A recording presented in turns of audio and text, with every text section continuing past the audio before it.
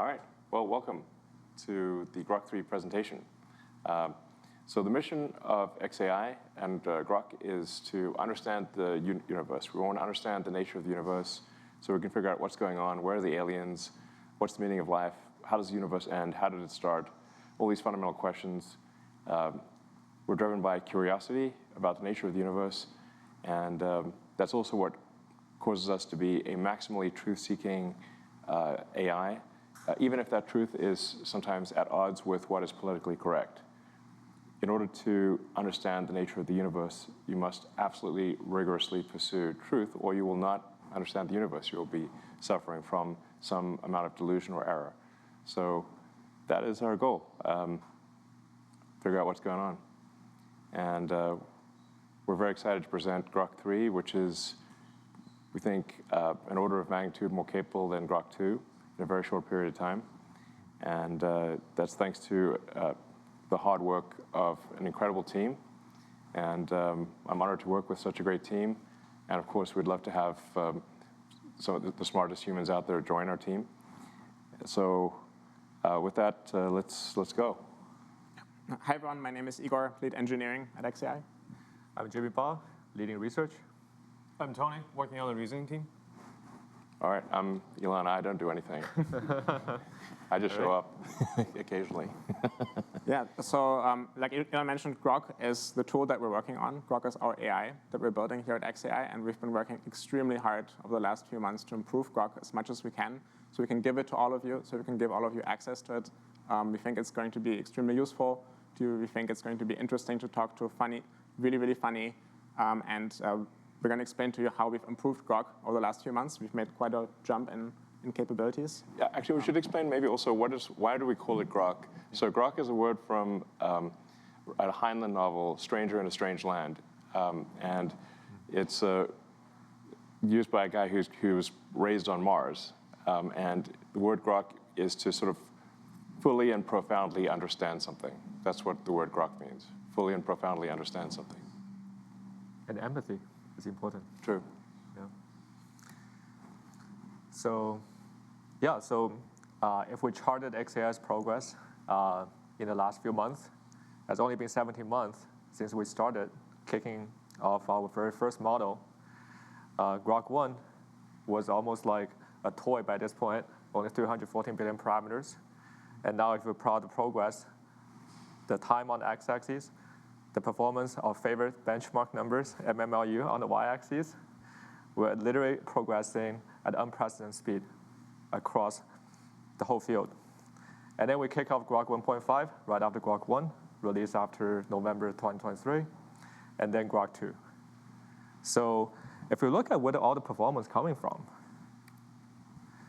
when you have a very correct engineering team and all the best AI talent, there's only one thing we need, is a big intelligence comes from big cluster. So we can reconvert the entire progress of xAI, now replacing the benchmark on the y-axis, to the total amount of training flops. That is, how many GPUs we can run at any given time to train our large language models, to compress the entire internet. So after Grok 2... All human knowledge, really. That's right. Yeah, internet being part of it, but it's really all human knowledge, everything. Yeah, the whole internet fits into a USB stick at this point. It's like all the human tokens, yeah. That's right. Yeah. Very soon into the real world. Yeah. So we had so much trouble, actually, training Grok 2 back in the days. We kicked off the model around February, and we thought we had a large amount of chips, but turned out we can barely get 8K training chips running coherently at any given time. And we had so many cooling and power issues. I think you were there in the data center. Yeah, it was like really sort of more like 8K chips on average at 80% efficiency, more like 6,500 effective H100s training for several months. But now we're at 100K. So yeah, that's right. More than 100K. That's right. So what's the next step, right? So after Grok 2, so if we want to continue to accelerate, we have to take the matter into our own hands. We have to solve all the coolings, all the power issues, and everything. Yeah. So in April of last year, Elon decided that really the only way for xAI to succeed, for xAI to build the best AI out there, is to build our own data center. So we didn't have a lot of time, right, because we wanted to give you Grok 3 as quickly as possible. So really, we realized we have to build the data center in about 4 months. It turned out it took us 122 days to get the first 100K GPUs up and running, and that was a monumental effort to be able to do that. We believe it's the biggest fully connected H100 cluster of its kind.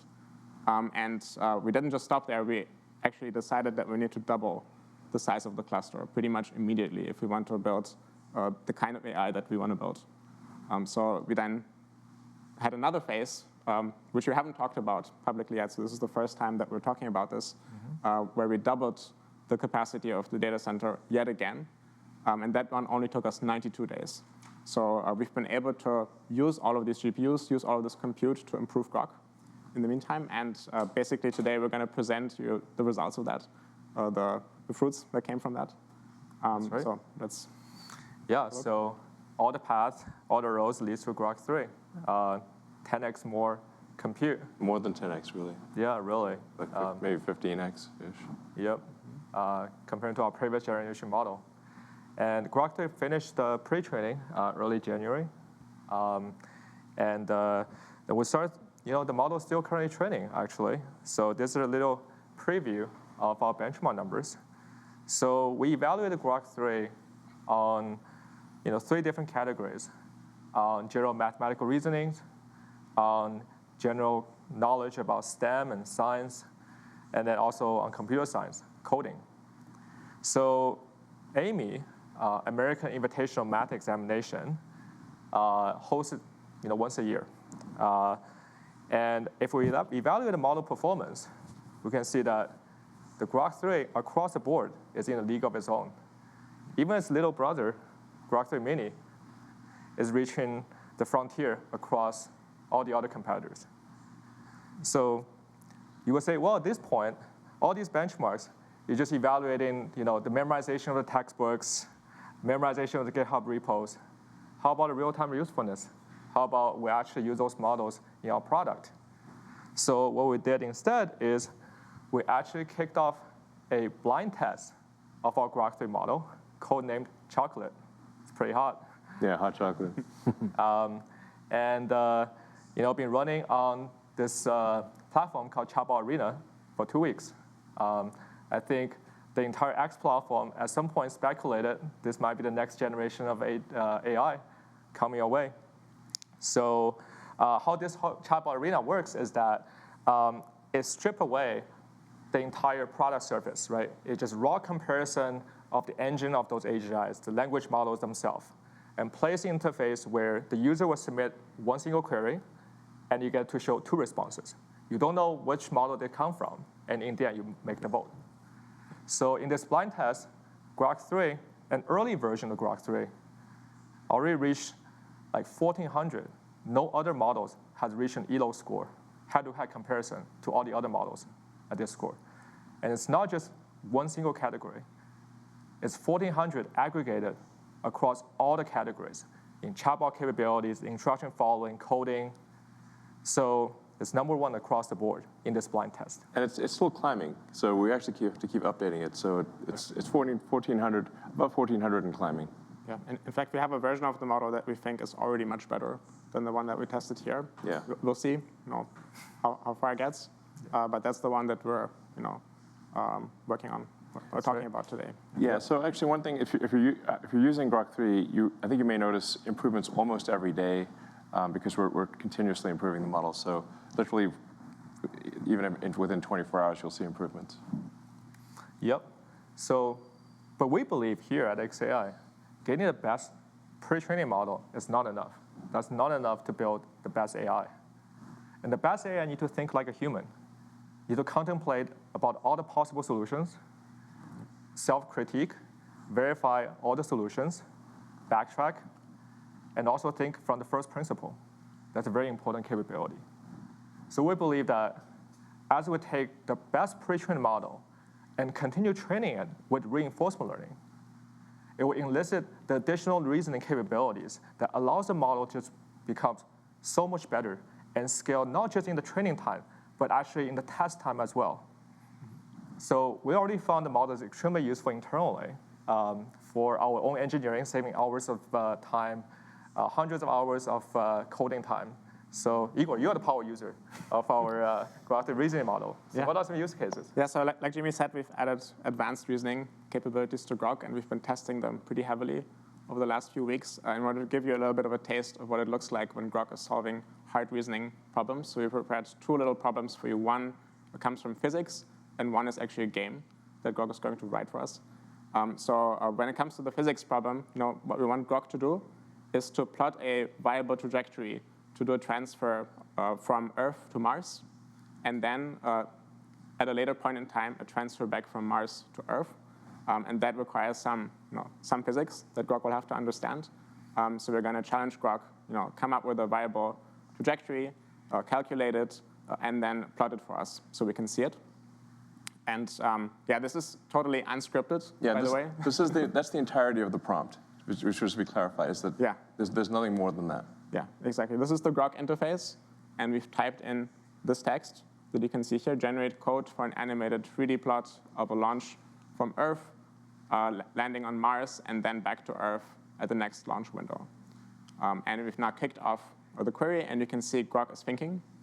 So part of Grok's advanced reasoning capabilities are these thinking traces that you can see here. You can even go inside and actually read what Grok is thinking as it's going through the problem, as it's trying to solve it.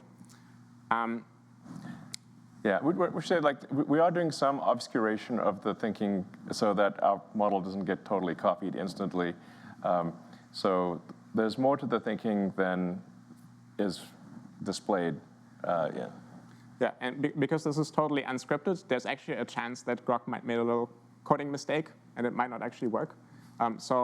Just in case, we're going to launch 2 more instances of this. So if something goes wrong, we'll be able to switch to those and show you something that's presentable.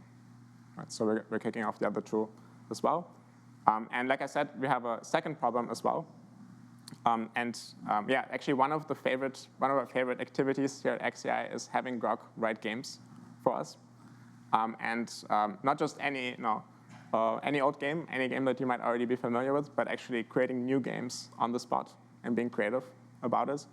So one example that we found was really, really fun is create a game that's a mixture of the 2 games, Tetris and Bejeweled. So this is maybe an important thing. Obviously, if you ask an AI to create a game like Tetris, there are many examples of Tetris on the internet or a game like Bejeweled, whatever. It can copy it. What's interesting here is it achieved a creative solution combining the 2 games that actually works and is a good game. Yeah, we're seeing the beginnings of creativity. Yeah. Fingers crossed that we can recreate that. But hopefully it works. Hopefully it works. It would be embarrassing if it doesn't. So actually, because this is a bit more challenging, we're going to use something special here, which we call Big Brain.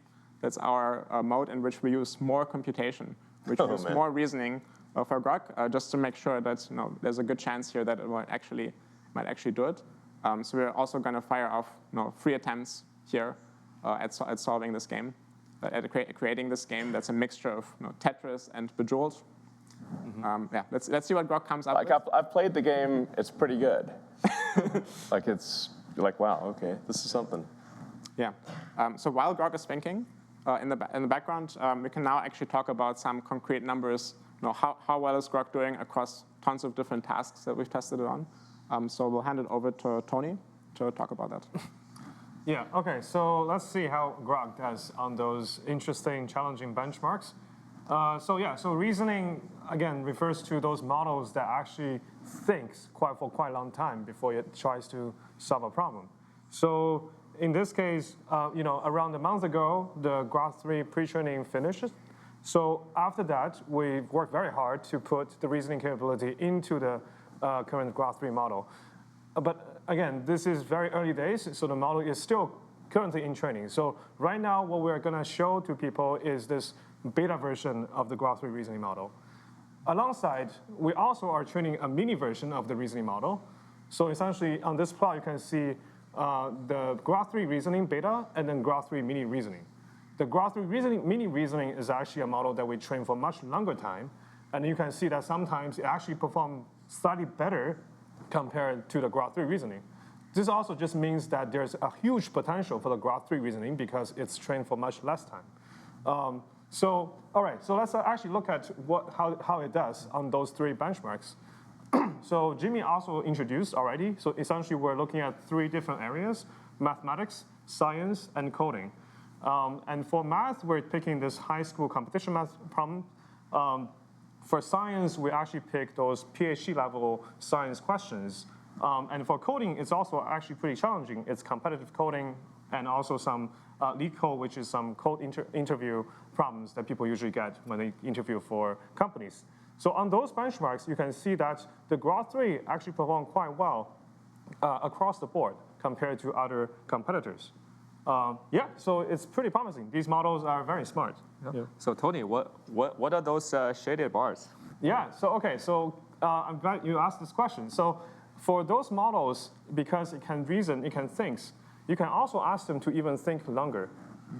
You can spend more what we call test and compute, which means you can spend more time to reason, to think about a problem before you spit out the answer. So in this case, the shaded bar here means that we just ask the model to spend more time. You can solve the same problem many times before it tries to conclude what is the right solution. And once you give this compute or this kind of budget to the model, it turns out the model can even perform better. So this is essentially the shaded bar in those plots. Mm-hmm. Right. So I think this is really exciting, right? Because now, instead of just doing one chain of thoughts with AI, why not do multiple all at once? Yes. So that's a very powerful technique that allows us to continue to scale the model capabilities after training. And people often ask, are we actually just overfitting to the benchmarks? Yes. So how about generalization? So yes, I think, this is definitely a question that we are asking ourselves, whether we are overfitting to those current benchmarks. Luckily, we have a real test. So about 5 days ago, AIME 2025 just finished. This is where high school students compete in this particular benchmark. So we got this very fresh new competition, and then we asked our 2 models to compete on the same benchmark, the same exam. And it turns out, very interestingly, the Grok 3 reasoning, the big one, actually does better on this particular new fresh exam. This also means that the generalization capability of the big model is stronger, much stronger compared to the smaller model. If you compare to the last year's exam, actually this is the opposite. The smaller model kind of learns the previous exams better. So yeah, so this actually shows some kind of true generalization from the model. That's right. So 17 months ago, our Grok 0 and Grok 1 barely solved any high school problems. That's right. And now we have a kid that just already graduated. The Grok is ready to go to college. Is that right? Yeah. I mean, it won't be long before it's simply perfect. The human exams won't be they'll be too easy. Yeah. And internally, we actually, as the Grok continue evolves, we're going to talk about what we're excited about, but very soon there will be no more benchmarks left. Yeah. Yeah, one thing that's quite fascinating, I think, is that we basically only trained Grok's reasoning abilities on math problems and competitive coding problems. Mm-hmm. Right? So very specialized kinds of tasks, but somehow it's able to work on all kinds of other different tasks. So including creating games, lots and lots of different things. And what seems to be happening is that basically Grok learns this ability to detect its own mistakes in its thinking, correct them, persist on a problem, try lots of different variants, pick the one that's best. So there are these generalizing abilities that Grok learns from mathematics and from coding, which it can then use to solve all kinds of other problems. So that's pretty. I mean, reality is the instantiation of mathematics. Mm-hmm. That's right. And one thing we're actually really excited about, that going back to our founding mission, is what if one day we have a computer just like Deep Thought that utilize our entire cluster just for that one very important problem in the test time. And all the GPU turned on, right? So I think back then we were building the GPU clusters together. You were plugging cables. And I remember that when we turned on the first initial test, you can hear all the GPUs humming in the hallway. That's almost feel like spiritual. Yeah, that's actually a pretty cool thing that we're able to do, that we can go into the data center and tinker with the machines there. So for example, we went in and we unplugged a few of the cables and just made sure that our training setup is still running stably. So that's something that I think most AI teams out there don't usually do, but it's actually totally unlocks like a new level of reliability and what you're able to do with the hardware. So Okay, so when are we going to solve Riemann? So the easiest solution is to numerate over all possible strings. And as long as you have a verifier, enough compute, you'll be able to do it. But Okay. my projection will be, What's your guess? What does your neural net calculate? so my bold prediction, so 3 years ago I told you this, I think now it's 2 years later, two things are gonna happen. We're gonna see machines win some medals. Yeah. That's Turing's Award, Absolutely. Fields Medal, Nobel Prize, with probably some expert in the loop, right? So the expert uplifting. Do you mean so this year or next year? Okay. That's what it comes down to, really. Yeah. I mean, so it looks like Grok finished all of its thinking on the two problems. So let's take a look at what it said. All right, so this was the little physics problem we had. We've collapsed the thoughts here, so they're hidden. And then we see Grok's answer below that. So it explains, it wrote a Python script here using matplotlib, then gives us all of the code. So let's take a quick look at the code. Seems like it's doing reasonable things here, not totally off the mark. Solve Kepler says here, so maybe it's solving Kepler's law numerically. Yeah, there's really only one way to find out if this thing is working. I'd say let's give it a try. Let's run the code. All right, and we can see, Grok is animating two different planets, Earth and Mars here, and then the green ball is the vehicle that's transiting, the spacecraft that's transitioning between Earth and Mars. And you could see the journey from Earth to Mars, and it looks like, indeed, the astronauts returned safely, at the right moment in time. So obviously, this was just generated on the spot, so we can't tell you if that was actually correct solution. So we're going to take a closer look. Maybe we're going to call some colleagues at SpaceX, ask them if this is legit. It's pretty close. It's. I mean, there's a lot of complexities in the actual orbits that have to be taken into account, but this is pretty close to what it looks like. Awesome. Cool. In fact, I have that on my pendant here. This has got the Earth-Mars home and transfer on it. Yeah. When are we going to install Grok on a rocket? Well, I suppose in 2 years. 2 years? Everything is 2 years away. Well, Earth and Mars transit occurs every 26 months. We're currently in a transit window approximately. The next one would be November of next year, roughly end of next year. And if all goes well, SpaceX will send Starship rockets to Mars, and with Optimus robots and Grok. Yeah, I'm curious what this combination of Tetris and Bejeweled looks like. Betetrised, as we've named it internally. We also have an output from Grok here. It says wrote a Python script, explains that it's what it's been doing. If you look at the code, there's some constants that are being defined here, some colors. Then the trominos, the pieces of Tetris are there. Obviously, very hard to see at one glance if this is good. So we gotta run this to figure out if it's working. Well, let's give it a try. Fingers crossed. All right. So this kind of looks like Tetris, but the colors are a little bit off, right? The colors are different here, and if you think about what's going on here, Bejeweled has this mechanic where if you get 3 jewels in a row, then they disappear, and also gravity activates, right? So what happens if you get 3 of the colors together? Okay, so something happened. So I think what Grok did in this version is that once you connect at least 3 blocks of the same color in a row, then gravity activates and they disappear, and then gravity activates and all the other blocks fall down. I'm kind of curious if there's still a Tetris mechanic here where if the line is full, does it actually clear it, or what happens then? It's up to interpretation, so who knows? Yeah, it'll do different variants when you ask it. It doesn't do the same thing every time. Exactly. We've seen a few other but Tetris that worked very differently, but this one seems cool, so yeah. Are we ready for Game Studio at xAI? Yes. So we're launching an AI gaming studio at xAI. If you're interested in joining us in building AI games, please join xAI. We're launching an AI gaming studio. We're announcing it tonight. Let's go. Epic Games. But wait, that's an actual game studio. Yeah. Yeah.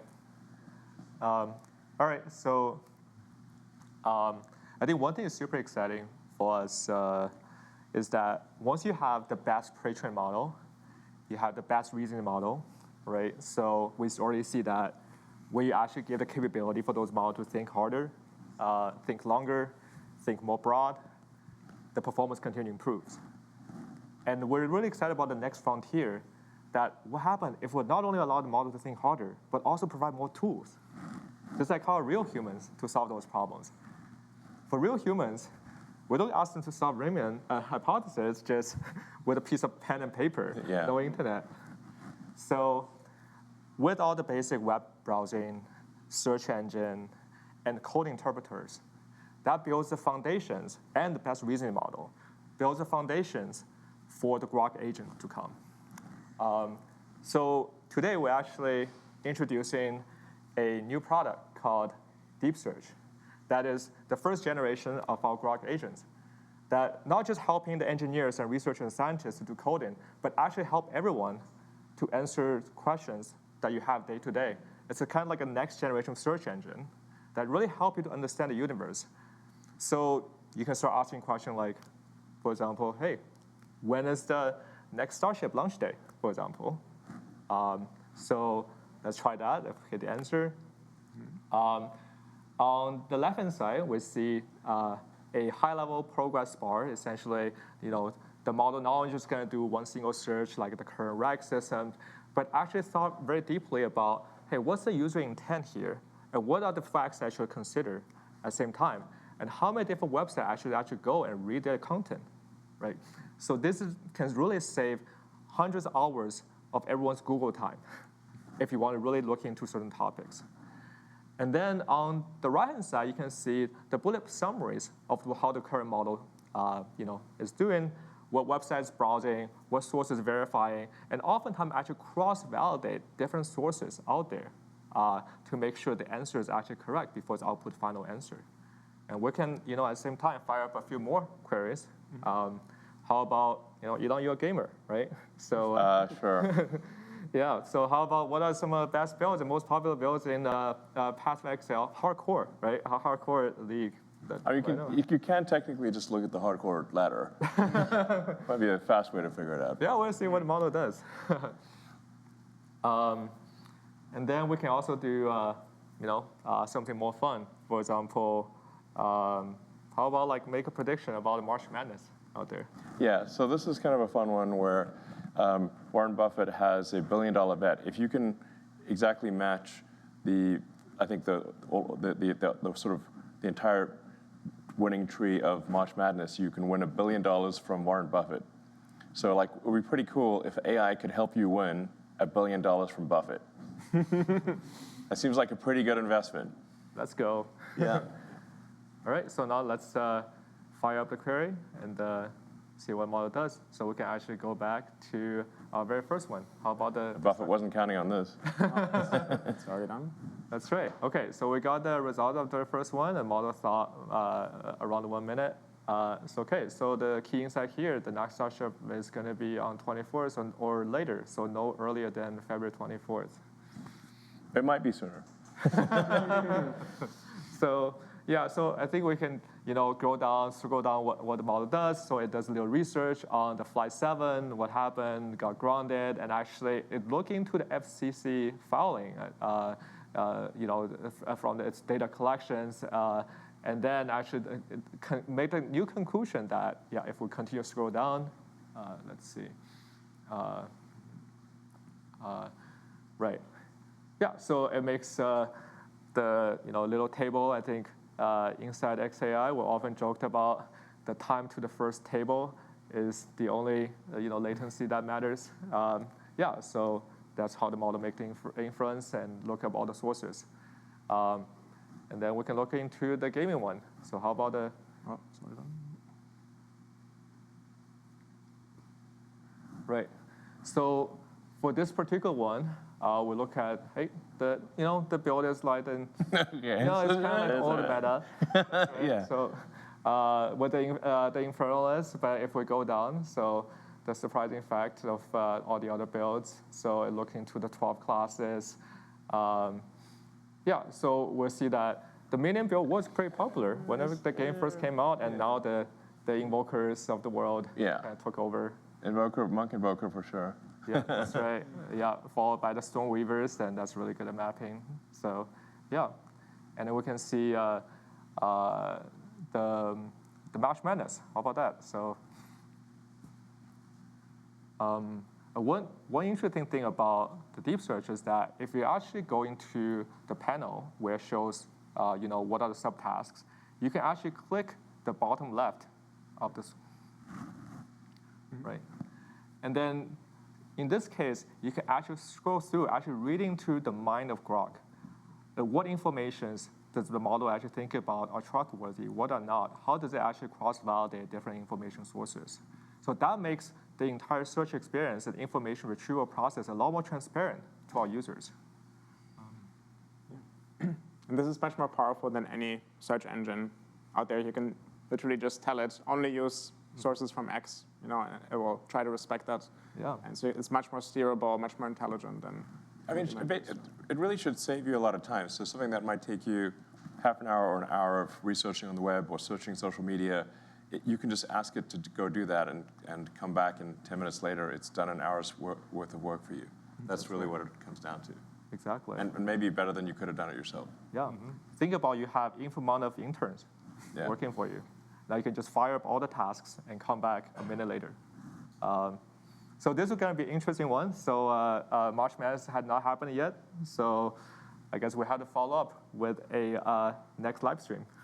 Yeah. And it seems like pretty good. Like $40 might get you $1 billion. $40 subscription. That's right. I mean, my work. So yeah. So when are the users gonna have their hands on Grok 3? Yeah. So the good news is we've been working tirelessly to actually release all of these features that we've shown you. The Grok 3 base model with amazing chat capabilities. That's really useful. That's really interesting to talk to. The deep search, the advanced reasoning mode, all of these things. We want to roll them out to you today, starting with the Premium Plus subscribers on X. So it's the first group that will initially get access. Make sure to update your X app if you want to see all of the advanced capabilities, because we just released the update now as we're talking here. Yeah, if you're interested in getting early access to Grok, then sign up for Premium Plus.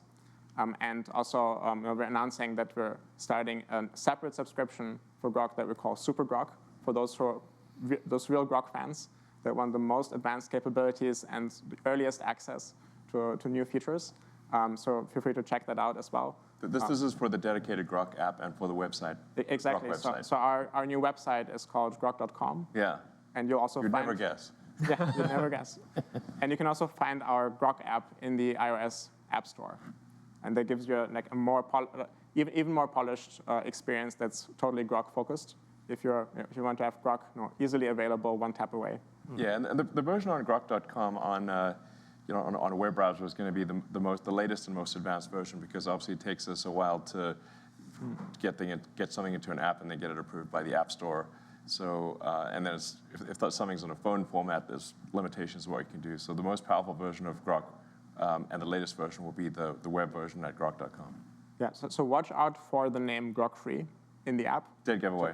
Yeah, exactly. That's the giveaway that you have Grok 3. And if it says Grok 2, then Grok 3 hasn't quite arrived for yet, but we're working hard to roll this out today. and then to even more people over the coming days. Yeah, make sure you update your phone app too, where you're actually going to get all the tools we showcased today with the thinking mode, with the deep search. So yeah, really looking forward to all the feedbacks you have. Yeah, and I think we should emphasize that this is kind of a beta, like meaning that you should expect some imperfections at first, but we will improve it rapidly almost every day. In fact, every day I think it'll get better. So if you want a more polished version, I'd like maybe wait a week, but expect improvements literally every day. And then we're also going to be providing a voice interaction, so you can have conversational. In fact, I was trying it earlier today. It's working pretty well, but needs a bit more polish. The sort of way where you can just literally talk to it like you're talking to a person. That's awesome. It's actually, I think, one of the best experiences of Grok. But that's probably about a week away. Yeah. So with that said, Cool. I think we might have some audience questions. Sure. yeah. Today. All right. So let's take a look. Yeah, let's take a look. The audience from the Ask platform. Yeah. Cool. So the first question here is, when Grok Voice Assistant? When is it coming out? Yeah, as soon as possible, just like Elon said, just a little bit of polishing away from being released to everybody. Obviously, it's going to be released in an early form, and we're going to rapidly iterate on that. Yep. And the next question is like, when will Grok 3 be in the API? So this is coming in the Grok 3 API with both the reasoning models and deep search is coming your way in the coming weeks. We're actually very excited about the enterprise use cases of all these additional tools that now Grok has access to, and how the test time compute and tool use can actually really accelerate all the business use cases. And another one is, will voice mode be native or text-to-speech? So I think that means, is it going to be one model that is understanding what you say and then talking back to you, or is it going to be some system that has text-to-speech inside of it? And the good news is it's going to be one model, like a variant of Grok 3 that we're going to release, which basically understands what you're saying and then generates the audio directly from that.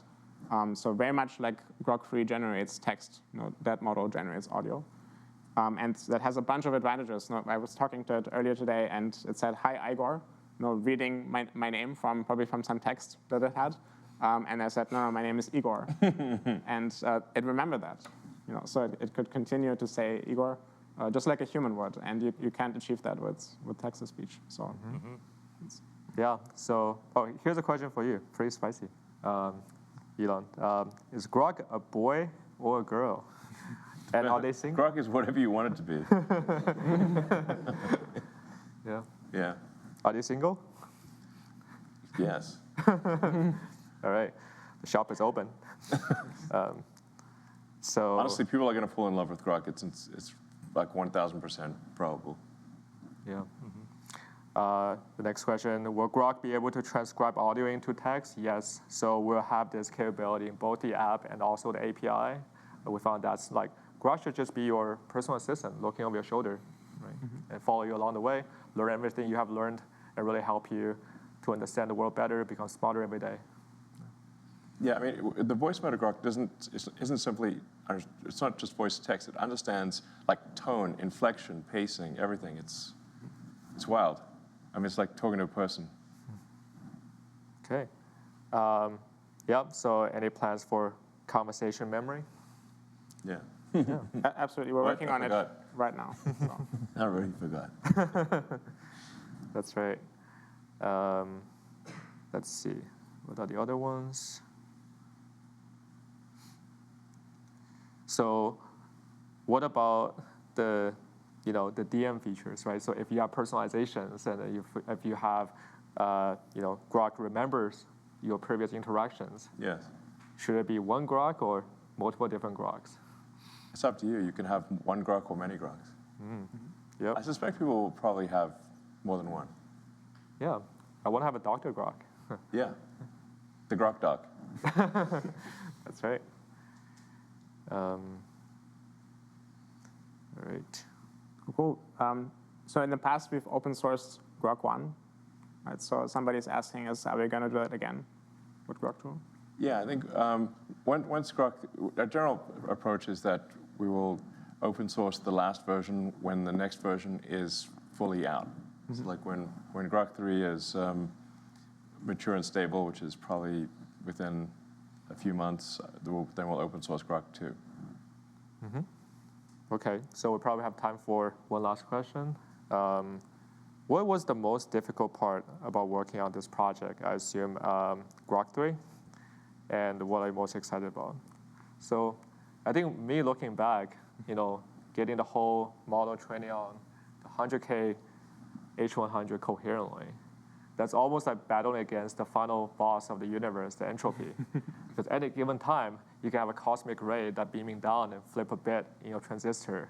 And now the entire gradient update, if it's fit Mantissa bit, the entire gradient update is out of whack.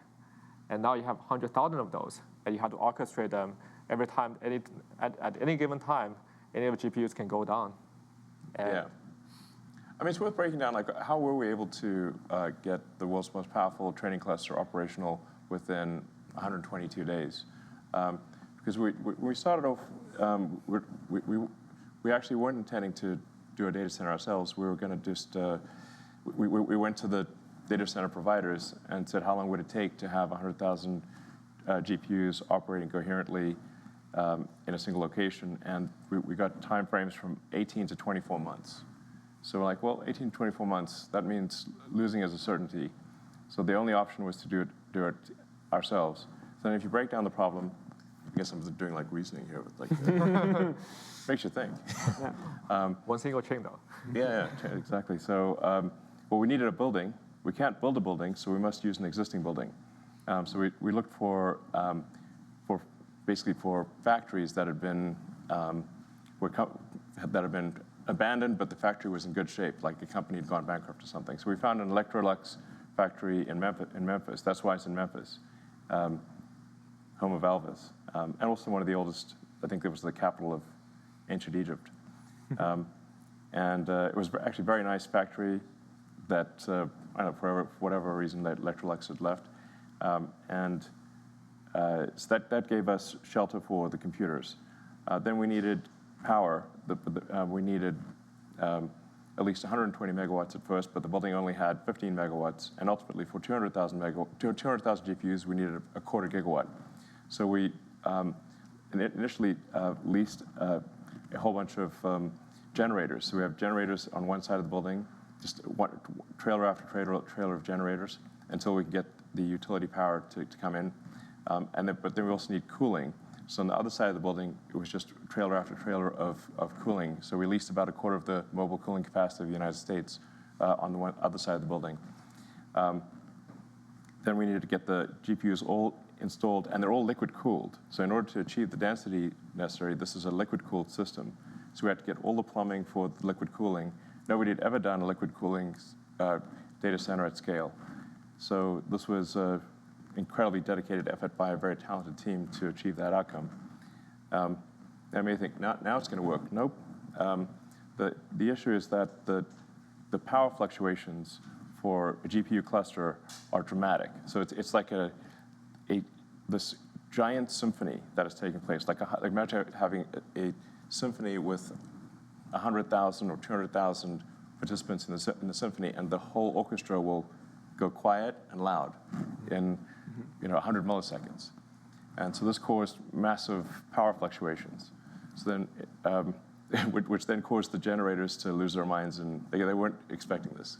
So to buffer the power, we then used Tesla megapacks to smooth out the power. So the megapacks had to be reprogrammed. So with xAI, working with Tesla, we reprogrammed the megapacks to be able to deal with these dramatic power fluctuations to smooth out the power so that the computers could actually run properly. And that worked. It was quite tricky. But even at that point, you still have to make the computers all communicate effectively. So all the networking had to be solved, and debugging a bazillion network cables, debugging nickel at 4 in the morning morning. We solved it like 4:20 whatever, roughly 4:20 a.m. Yes. was when we figured out like there's some. Well, there were a whole bunch of issues. Well, like one there was like a BIOS mismatch. Exactly. The BIOS was not set up correctly. Yeah. We had to diff our LSPCI outputs between two different machines. One that was working, Yeah. one that was not working. Yeah. Many other things. I mean, yeah, exactly. This would go on for a long time if we actually listed all the things. But you know, it's like interesting. Like it's not like, oh, we just magically made it happen.